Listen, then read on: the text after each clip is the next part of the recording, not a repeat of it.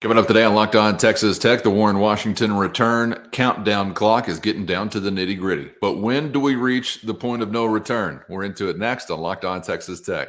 You are Locked On Texas Tech, your daily podcast on the Texas Tech Red Raiders, part of the Locked On Podcast Network, your team every day. We're going to start this thing off right. Raider!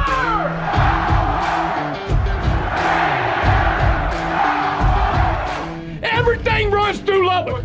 Great to be with you again on Locked On Texas Tech on the Locked On Podcast Network, your team every day. Always free and available on YouTube or anywhere you get podcasts. And today's episode brought to you by Nissan. Are you the kind of driver that likes to push things a little further? Ever wonder what adventure could be around the next corner? Take the Nissan Rogue, Nissan Pathfinder, or Nissan Armada and go find your next big adventure. Check them all out today at nissanusa.com.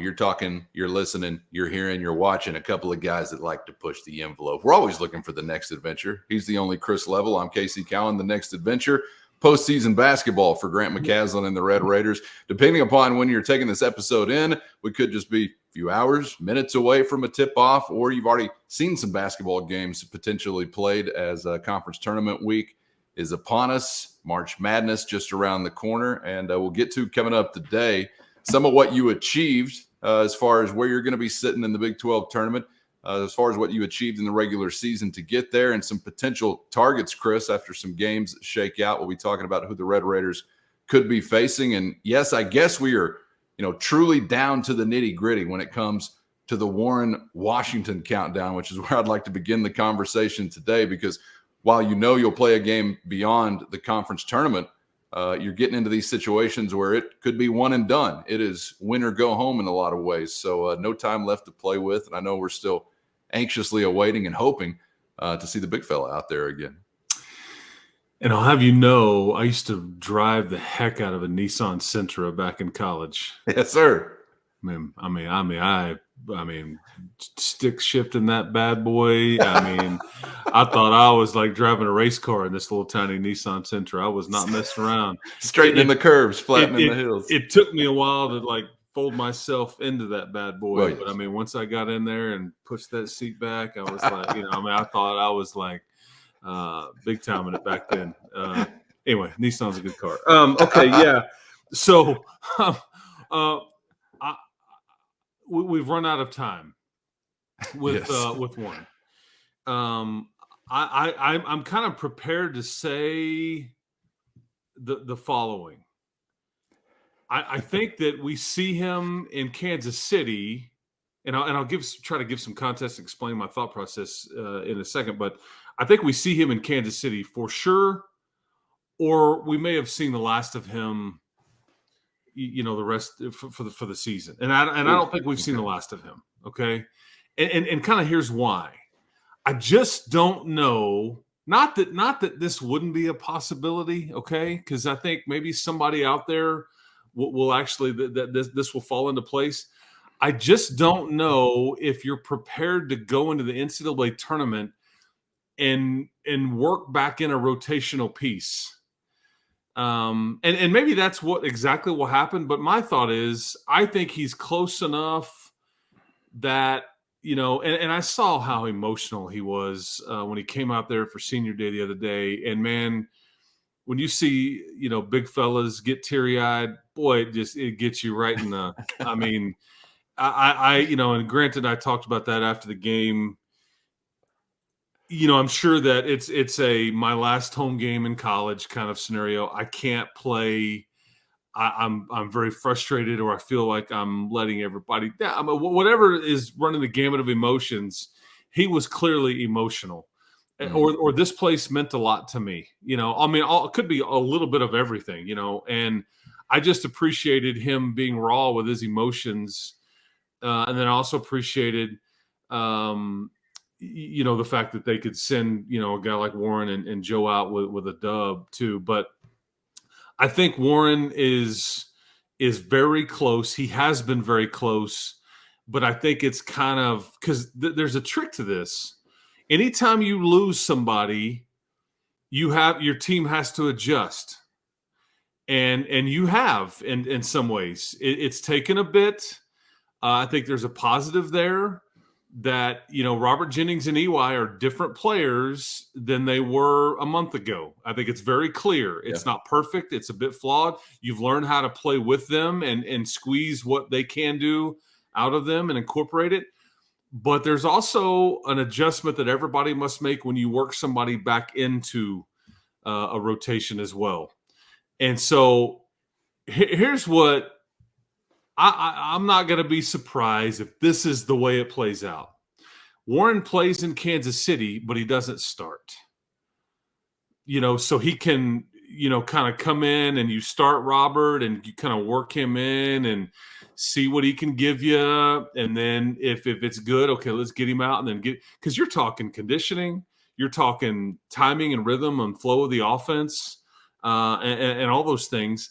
And by the way, go ahead. Well, a question about that, because a viewer had asked about it. Do you have any idea what he's been doing conditioning wise, or how they've tried to keep him? Has he even been able to get into anything? Yeah, like I don't know everything. I mean, I know at times when I've been around, and then at times I think Grant has talked about that he doing a lot of bike stuff, but I mean, those are just small glimpses. And you can't replicate the real thing. I mean. No, you can't, and that's why it's tricky to work back in a rotational piece. I remember a couple of years ago, Norris Odiase was out, and then you tried to work him back in, and that was the Sweet 16 year, and that was a bit tricky because it adjusts all the rotation and the minutes and who's doing what and all those things. And not that I worry about anybody being, okay, well, now I guess I'm not going to get to play as much. That's not what I'm talking about. It's just a bit tricky because then all of a sudden, guys, do I defer to Warren, let him kind of work his way back in? Does he defer to me? There's just all this kind of rhythm and flow stuff that goes on that when you haven't been playing for the last, 3 to 4 weeks ish, it just takes a second. He may hit the ground running, hopefully, literally, and you don't really feel any of that. But I could see where it's a bit tricky. And then, by the way, what level of Warren are you getting if you do get him? So we'll see what happens. I just think that it would be really tricky because you're going to be dealing with a one and done scenario in Kansas City, right? And it's probably going to be against BYU or UCF. Neither is a good matchup for you for different reasons, and you desperately need him in those matchups. But I just don't know if you're wanting to roll the dice and say, okay, in our first round NCAA tournament game, when our season is on the line, how tricky is this? Do we plan on him? Do we not plan on him? How much can he give us? Do we really want to find out, like on a day like today when there's just no margin for error here? So that's why I think KC is let's go with launching pad of his return. I'll go with that, and hope that again we hit the ground running and launching pad and all this thing. I'm just trying to. Yeah. So am I hearing you right to think if we don't see him in the conference tournament, then don't expect to see him in the national one? I can't say that for sure. Yeah. I mean, I'm sure that's still a possibility. I'm just saying it's quite the gamble. Gotcha. And I don't know. Maybe one more week would mean a world of difference in the way he feels. I don't know enough about the injury or things like that. I just know that it's been close, and it's been close, and it's been close, and for weeks. Yeah, I know. And you get some sentiment. You got some sentiment recently where it was like, man, if it's not Saturday versus Baylor, it'll be Kansas City type thought process. Mm-hmm. Well, Saturday versus Baylor is not here anymore, so I really just don't know. Well, and we've already got in the rear view a circumstance where he gave it a try and it didn't work out great. So there's that part to consider also as far as the timeline is concerned. I'm a little, I guess, taken aback. You're giving me some cause for pause, Chris, because I'm kind of taken aback. I thought that he was so far beyond the other options. He's obviously an old basketball player as far as the college age is concerned, that whenever he could give it a go and they really felt good about it, that he's full tilt, buddy. Get out there for tip-off because you're 7 foot tall and we don't have anybody else like you. But it kind of seems like, and I don't know what to attribute it to necessarily. Maybe it's, Jennings doing such a reliable job or being enough to be relied upon in that instance with EY to a degree as well, or maybe more concern about Washington. I don't know. I'm a little surprised, though, to hear that it may be kind of a slower, I don't know, like an old man into a warm bath kind of re-entry. And maybe that's just me as a fan, like being unfair, like, nah, plug and play. I'm sure he's fine. It's a video game, right? If he's healthy, then plug and play. This is real life. So probably a little bit more to consider than I'm taking into account. There's a lot to it, man. There's just a lot to it. But I hope that we see him in glimpses. Ideally, this is how it would go. Start or come off the bench on Thursday, however that looks. I would tend to think maybe he comes off the bench if we do see him as opposed to starting, but that's semantics. Yeah. But you see him work his way in. You win on Friday. You see a little bit more of him. On Thursday, you win, see him a little bit more on Friday. And then you're like, whatever happens on Friday's game or Saturday's game, if you make it that far, then it's like, okay, now we've got something to rely on. Now we know what we can get, and he's no worse for the wear. He can, he's back in the mix, and now we've got our team back headed into the tournament. And maybe I'm being Pollyanna-ish, and maybe I'm asking for too much, but no, let's do it. Ideally, that would be the scenario. Yeah. But let's go Pollyanna and ask for all of that. I would love to see that exact thing play out. Yeah. The other challenge he has, or like anybody would with an injury this time of year, is the succession of the games. If you are winning games and obviously not having any time to recuperate really like you might in the regular season, even though there are some quick turnarounds. So let's just hope for the best. And obviously we know it's now or never as far as a potential return to have an impact on the season as we get into these do or die situations. The do or die situations from a conference tournament perspective, Chris. First, today's episode brought to you by Nissan. Are you the kind of driver that likes to push things a little further? Ever wonder what adventure could be around the next corner? Well, our friends at Nissan have a lineup of SUVs with the capabilities to take your adventure to the next level and beyond. Like with the 2024 Nissan Rogue, perfect for city drives or great escapes. It's the best midsize crossover for any adventure. Or Nissan's incredible lineup that also includes the 2024 Pathfinder, 284 horsepower and up to 6,000 pounds towing. When adventure calls, the Pathfinder is going to be there to answer. Or how about the 2024 Armada? Tow bigger and explore further with the Nissan Armada. So take the Rogue, Pathfinder, or Armada and go find your next big adventure today. Shop NissanUSA.com. Beginning with Oklahoma State and Central Florida, West Virginia, Cincinnati, a couple of those games. And you got a BYU as far as the Tech bracket is concerned. BYU with a single bye, Texas Tech with the double bye. Bye. So Cowboys, Citronauts, or Cougars is on the list of potential targets here. You ran down the UCF BYU aspect. Kind of sounds like, yeah, you're writing off Boynton and the boys. I didn't hear an Oklahoma State mention in there. that ship has sailed, in my opinion. But I'm thankful because we didn't know until late Saturday night the way ultimately the seeding would work. But we did know before you tipped off on Saturday that you were going to get a double bye. It was kind of this weird feeling sitting there at about tip-off of Tech Baylor, watching just Houston do really, really mean things to the Kansas Jayhawks. You talk about somebody leaking oil. I mean, there's oil spills all over Kansas's driveway right now. I mean, so they need to be checking under the hood, and I don't know if it's green or black or what all, if it's antifreeze or oil leaking, but they need to take it to the mechanics. They've got some problems. Don't taste the green stuff. yeah, it's like little motor oil won't hurt you. Yeah, that's right.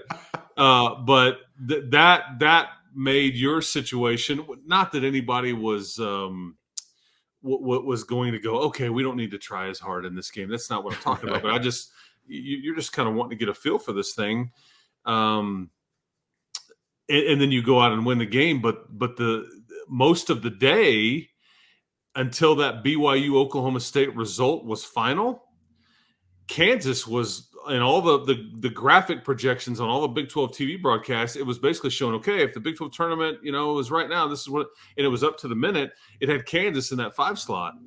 And to which I'm thinking, like, heck yeah, man. Like, bring that on. Pour that all over me. They're wounded. They're leaking oil. Hunter Dickinson may not play. Kevin McCullough may not play. Like, this is perfect. Yeah. I don't know what that says about Kansas. And I was like, or maybe I'm insane by like going, just bring on a game. But anyway, BYU beats Oklahoma State, and now they move into the 5 slot, and it's a tough draw if that's what you get. They are they're a handful. We'll talk about them more as the week goes along. But I just was appreciative. You can now realistically have a chance to go win this conference tournament. I just think not that you can't. It's going to be really hard for a team to play on Wednesday and then try to win that thing. 4 games in 4 days is a lot to ask.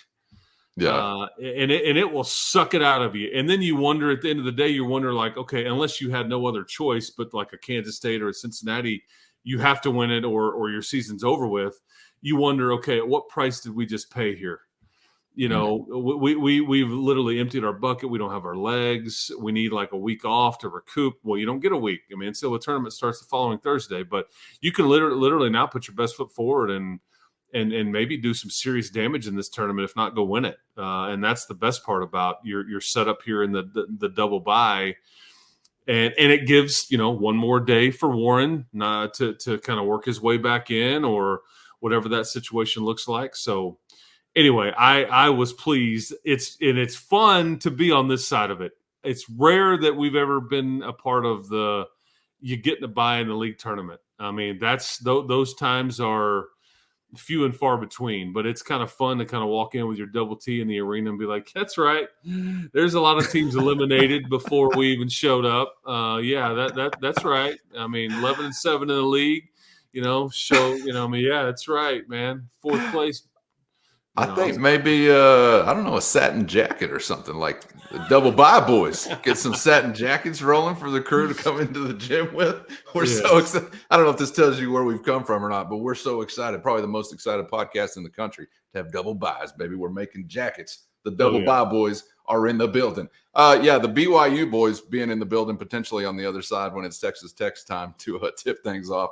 A little scary. That one you had to win by the hair on your teeth. There's no question about that. And who was the cat that we were missing? Waterman? Is that his name? I can't remember the guy's name, but they were missing a key player at that time. So that one took all you had and then some. That'd be an interesting matchup if that turned out to be Cougars and Red Raiders for us. Oh, yeah. Yeah. And we won't ultimately know that until later today or this evening.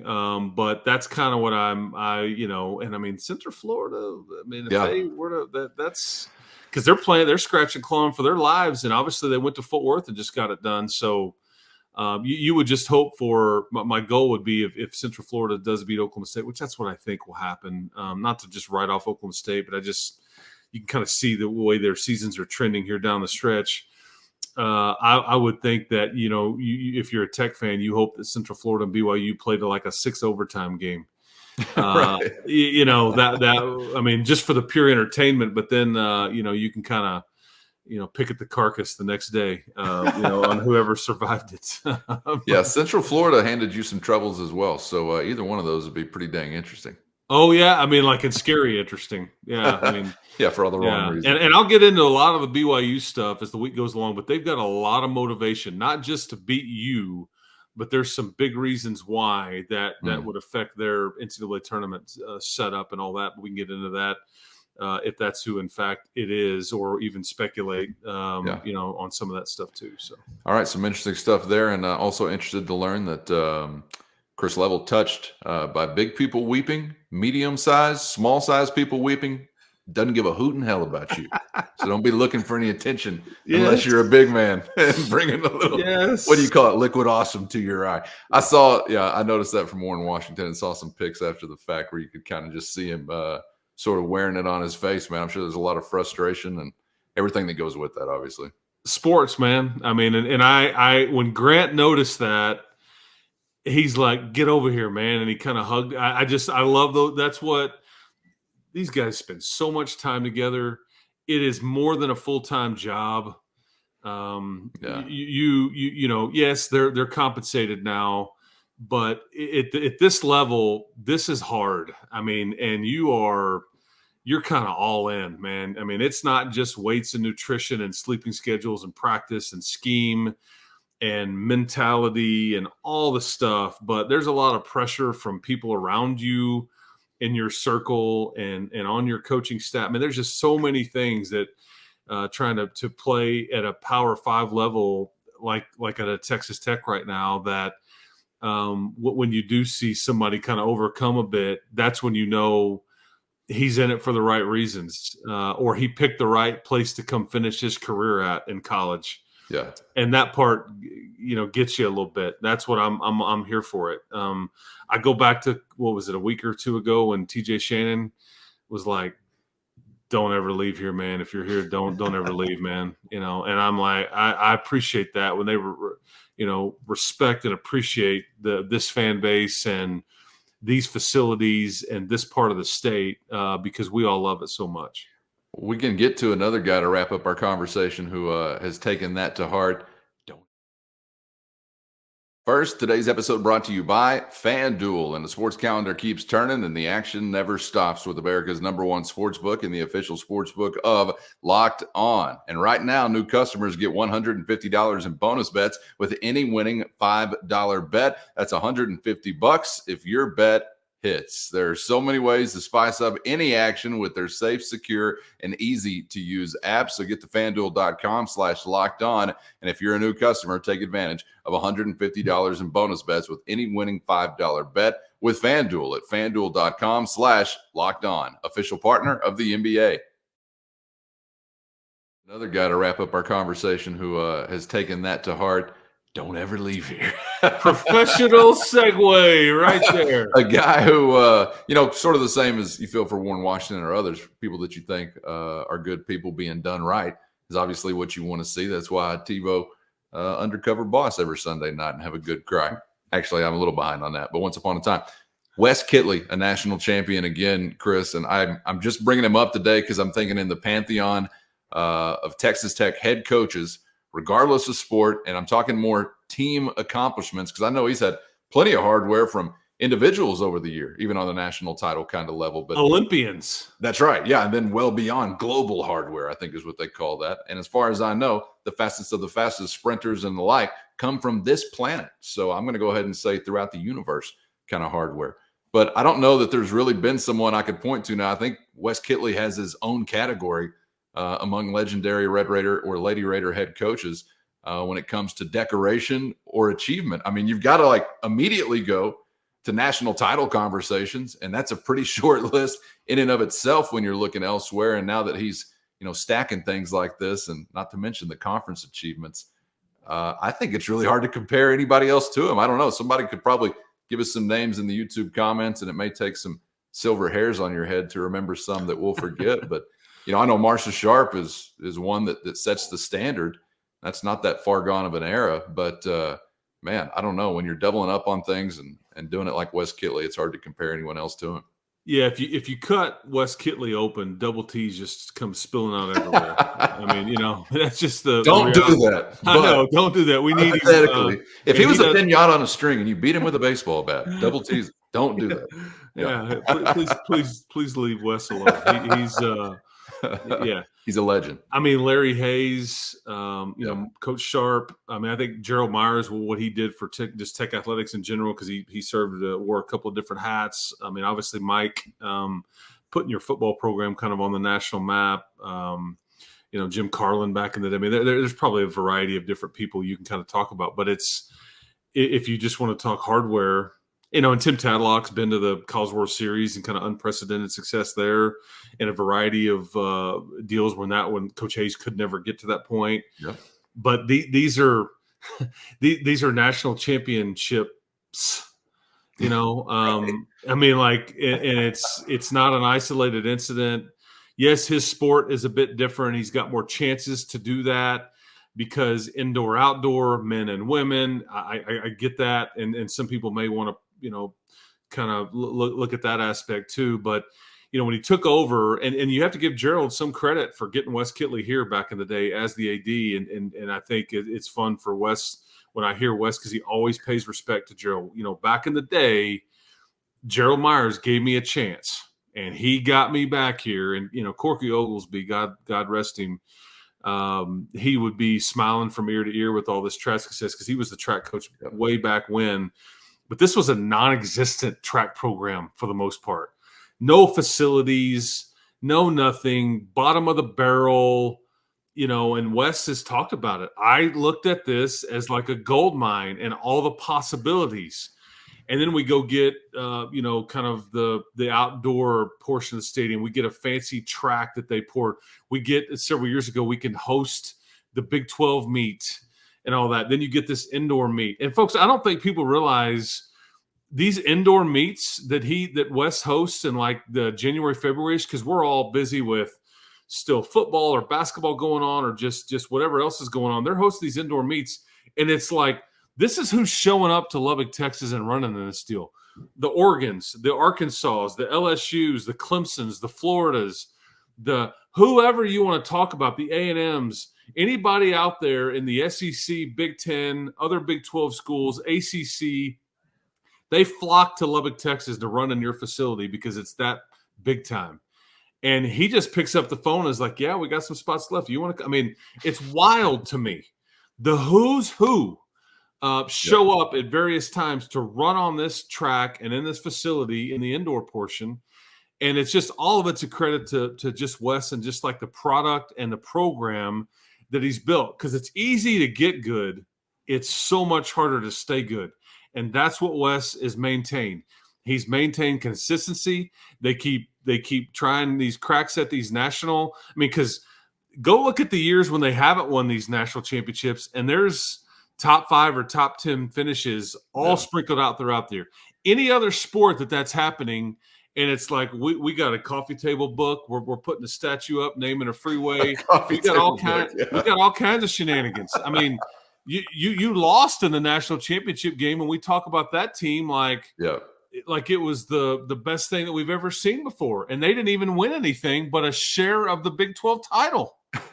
And he's winning the national championships, in various aspects. So I just tip of the cap, man, because he's a living legend. And I hope that people are appreciating what he's doing. And he's not done yet. I mean, there's still a lot more left to give. He's got a chance at the outdoor this year. And on it goes, but like it's a program now. It's not just a team. Yeah, no question about it. And I think it's really cool to be seeing a guy have all the success that was there for the origin point of it building into it. I mean, we've seen in some other sports, and I'm thrilled to see them have success as well. But some guys come into a situation where, say if Joey McGuire is able to have great success, well, you'll think about some of the backs that was built off in prior eras, guys that didn't get to see it all the way through. And I know there's some chain of succession always that runs through it anyway. Not everybody gets to hang around forever. JT King would be wowed if he saw Jones Stadium today. You get what I'm saying? But point being, this has been the same guy that took it from outhouse to penthouse, basically. And there's something cool about him being here still to reap all those rewards and with plenty more to go. So shout out to Wes Kittley. I'm calling him a local boy made good. I'm taking credit for West Texas and rural Texas here today. I think it's close enough to the 100th Meridian. But, man, good to see a guy like that have continued elite success. And, hey, with more proof of performance, why would you not anticipate it just to continue to get better and better and better? Who wouldn't want to be a part of it from an athlete standpoint? I mean, because he recruits like crazy. I mean, you're going to see some of these athletes, I think, on his team this year, like in the Olympics, whether it be this summer or in 4 years from now.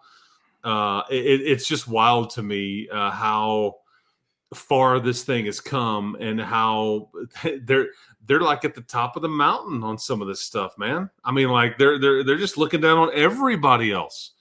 And little old Lubbock, Texas. And that's what I appreciate Wes too, is he always mentions Texas Tech and Lubbock and Coach Myers and gives praise to everybody else and rarely takes any credit for himself. But yeah, I mean, good for him because he's good people, man. And I'm glad that, because I mean, he knew going into this past weekend, it was going to be them, Florida or Arkansas, I think. And it was like, you need a little luck. You need to perform well. There's not a lot of margin for error. And, it's like based on how many entries you have going to these national meets, it's like certain people have to score enough. And if you have a bad event or somebody has a bad day and you don't get the points that you needed, but, I think they had like 14 entries, and I can't remember if it was Florida or Arkansas had like 15, had one more than you, and then somebody had like 11, but the way the points could work out. So anyway, I was thrilled on it. It was perfect timing too. It's like right at the time that the game is about to tip off, and you just beat Texas in baseball, and they're able to put up the deal for all those people to see in the building on Saturday. The graphic on the deal national championship. It's just that's good stuff, man. Awesome stuff, and credit to all those guys out there on the track actually making it happen. We don't routinely talk track and field, so if you think I'm just going to run through this list of names right now for the first time, you're crazy. Omama Uovi, give him a shout out for that. Terrence Jones. I know some of these others' names. I'll pick an easy one off the top of the list. Terrence Jones. Give a big shout out to him and all his compatriots. All right, but big shout out to Wes Kittley, man. Just awesome stuff and a lot of fun for everybody involved. Chris, a lot of fun with you today, man. Appreciate the time. As always, you're soon to be off to Kansas City. Red Raider basketball coming down the pipe as we get closer to it. Obviously, figure out the opponent. We're setting the table for that. We'll have some other things to get to on a basketball front and in a football conversation coming up on an episode tomorrow. So looking forward to it, man, and we'll see you then. Looking forward to it, man. Getting closer to, fun time day sports, which is always a lot of fun this part of the year. But, the madness is nearly here. But got a conference tournament to go play in first, and we'll kind of see what we get. We'll try to lay down the landscape on all that when we resume. But appreciate it, Cowan. Enjoy everybody's Tuesday, I guess, out there, and we'll talk to you next time. And make sure you're subscribed on YouTube or anywhere you get podcasts so you never miss an episode. For Chris, I'm Casey, and we hope to see you back for the next round on Locked On Texas Tech.